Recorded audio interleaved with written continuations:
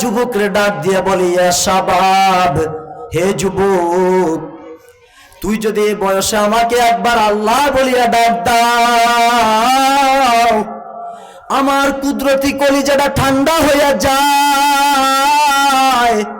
কিন্তু সেই যুবক ভাই মোবাইলটা নিয়ে এত ব্যস্ত, বন্ধুকে নিয়ে এত ব্যস্ত। নবীজি সাল্লাল্লাহু আলাইহি সাল্লামের একটা হাদিস শুনুরে যুবক ভাই ও আমার বোনেরা,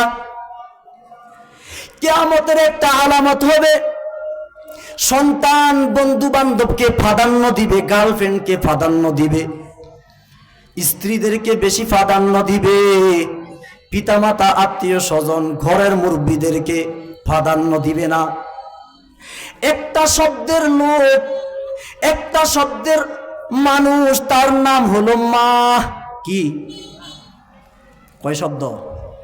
ময়কার মা, এম এ মা, মিম জবর মা বানান করতে কোনো মানে বহুত ডিগ্রির প্রয়োজন নাই, একটা শব্দের অক্ষর মা। সেই মাকে প্রাধান্য দেই না।